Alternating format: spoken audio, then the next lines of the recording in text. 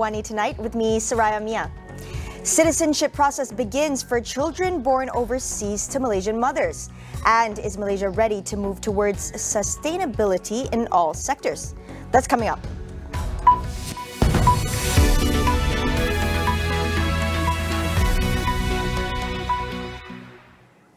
Flood warning has been issued from December 31st for Kelantan and Terengganu and January 1st for Pahang and Johor.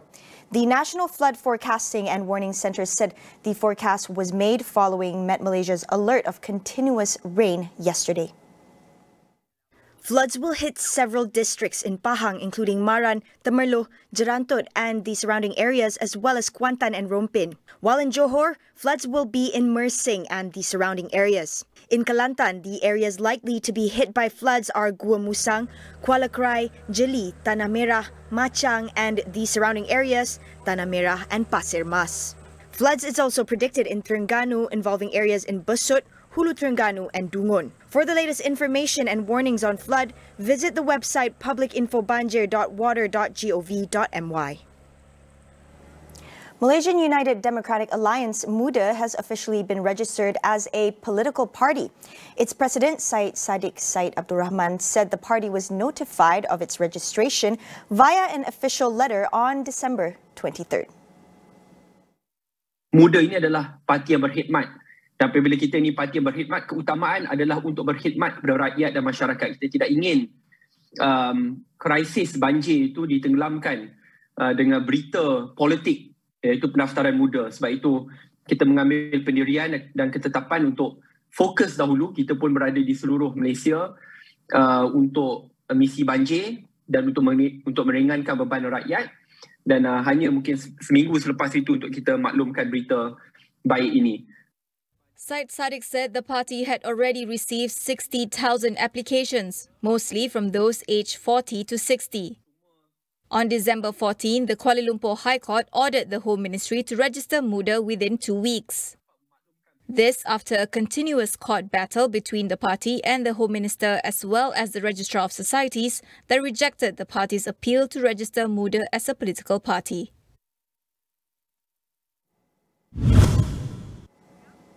After years of being rejected, Malaysian mothers can start the process of obtaining Malaysian citizenship for their children born overseas. This comes after the Court of Appeal last week dismissed the government's stay application and ordered it to issue the children the citizenship documents. According to Family Frontiers President Suri Kampa, the court order applies to all mothers under similar predicament. This means they can now head to the nearest National Registration Department JPN to obtain Malaysian identity cards for their children. A group of affected mothers and their children went into JPN Putrajaya today, including Suri. She said the officers swiftly facilitated the process and was told that children's citizenship confirmation certificates would be issued within 3 months. The government previously denied Malaysian mothers from conferring automatic citizenship to their children born abroad while allowing men to do so. The High Court today ruled that vernacular schools in the country are constitutionally protected. This as the Kuala Lumpur High Court threw out an application seeking for the government to abolish education using Mandarin and Tamil. In reading his summary judgment, Justice Datuk Muhammad Nazlan Muhammad Ghazali said the federal constitution in fact expressively protected teaching in mother tongues other than Bahasa Malaysia. He further said that the plaintiffs failed to show how vernacular education had infringed on their personal liberty under the constitution. In December 2019, Malay Muslim groups initiated a lawsuit to push the government to prohibit vernacular schools. They are Gabungan Pelajar Melayu Semenanjung GPMS, the Islam Education Development Council MAPIM and the Confederation of Malaysian Writers Association GAPINA. SERBA DINAMIK Holdings Berhad CEO Datuk Muhammad Abdul Karim Abdullah was charged in the Kuala Lumpur Sessions Court today for submitting a false statement to Bursa Malaysia. Regulatory Securities Commission said the false statement was in relation to a 6 billion ringgit revenue figure published by SERBA in its quarterly report for the quarter ended December 31st, 2020. The investigation into SERBA was launched in May following a report by external auditor KPMG. It had raised concerns about not being able to verify contracts and transactions worth 3.5 billion ringgit with 11 of SERBA's customers.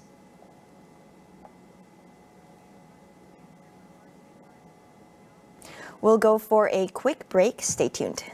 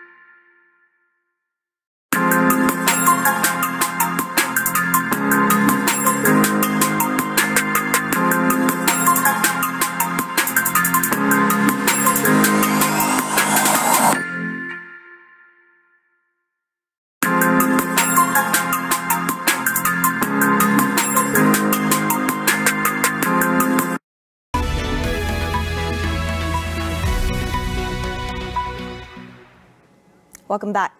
Not moving towards sustainability is no longer an option.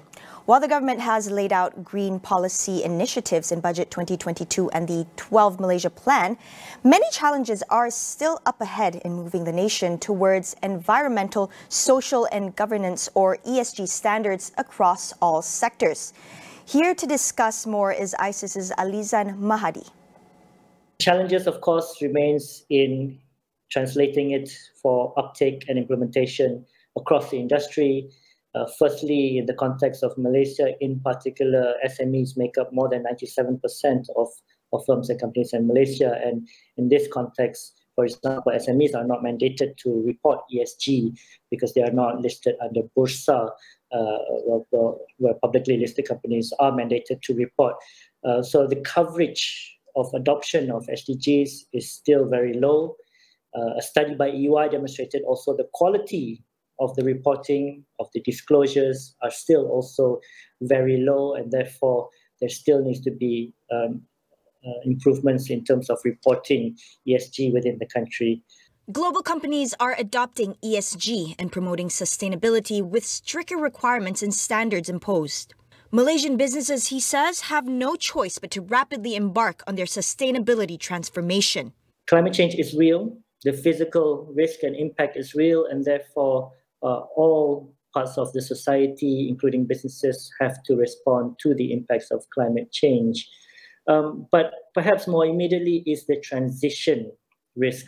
And this is where policies, standards, and technologies, as I mentioned, they are shifting towards sustainability, and this will cause a shift towards supply chains, towards investment trends, and so on. And in the context of Malaysia, this is extremely important because Malaysia is a small and open economy. We are a trading nation. We are export-oriented economy. And this transition, this global transition, will have a major impact in Malaysia. Bank Negara, for example, estimated that Malaysia stands to lose about US $65 billion worth of annual export revenue if we do not embrace this transition towards a low carbon and resilient economy. So it is not a choice whether we talk about it in terms of physically or whether we talk about it in terms of transition risks, in terms of policies and technologies. All firms will need to adopt this. Now, what measures can be taken to push forward the sustainability agenda across all sectors? Alizan Mahadi said that focus should be on value creation. Especially in the context of Malaysia, the government itself is a major consumer, and therefore through procurement, the government should create the domestic market for ESG adoption. And this can be done through, there is already an existing government green procurement initiative, where in the latest data in 2019, about 21% of government green procurement in selected services and products were procured under the government. But I think this can be expanded further. This should be increased further, and this will create the market, at least the domestic market for ESG. Sectors and especially large companies can also play a major role, especially large corporations that require for their ESG compliance to mandate the whole supply chain to also be compliant. And this will also transform the landscape, which requires perhaps compliance from SMEs as well. He also cautioned companies against greenwashing in their attempt to meet ESG regulatory compliance. I think moving forward beyond that, the government and every sector and every player should aim for value creation. Now, when we talk about ESG, it's mainly about compliance. It's mainly about meeting certain standards. And as I said, the goalposts are moving, and we are getting more and more stricter. The industry is looking at more details to make sure that we avoid greenwashing, ESG washing, and therefore every sector, every initiative should genuinely look at what is the value proposition, what is the value created towards sustainability, and that will ensure a more resilient model for the future, both in terms of businesses as well as sustainability as a whole.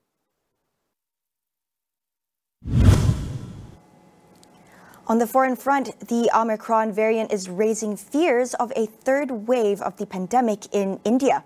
The country today reported nearly 800 Omicron cases, while new infections rose by over 9,000 cases, a 44% spike from the previous day. A few state governments have started to impose stricter curbs and night curfews, as well as prohibit New Year's celebration in public places. Experts project that while Omicron might push India to a third wave, its impact may not be as severe as previous waves ravaged by Delta. Delhi authorities said cases have increased with the arrival of international flights, while Mumbai Health Minister said while cases are rising in the financial capital, it will only consider imposing restrictions if the positivity rate goes above 5%. It is now at 4%.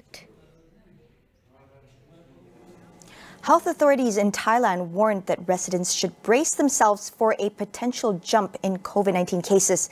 This is after it classified the country's first cluster of the Omicron variant as a super spreader incident.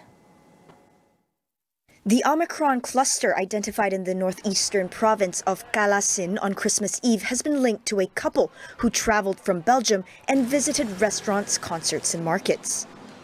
The ensuing cluster had infected hundreds, with cases spreading to 11 other provinces. Up to now, Thailand has reported 740 cases of the highly transmissible Omicron variant, including 250 in people who had come into contact with foreign arrivals. In other news, Hong Kong police have arrested 6 people associated with an online portal in the latest crackdown on dissent in the city. Among those arrested included a pop star and democracy activists. Local media reported that outspoken Denise Ho was taken from her home for allegedly conspiring with 5 other journalists to publish seditious materials in her role as former director of Strand News, an independent news provider. Her arrest marks the first time a popular artist has been detained for a political crime after Beijing imposed a national security law on Hong Kong 18 months ago. Ho confirmed her arrest on Facebook. More than 200 officers were involved in raiding the office of Strand News.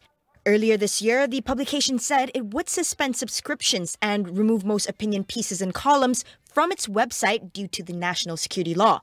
Hong Kong police had previously raided the offices and the now defunct Apple Daily newspaper and charged its publisher, Jimmy Lai, with sedition.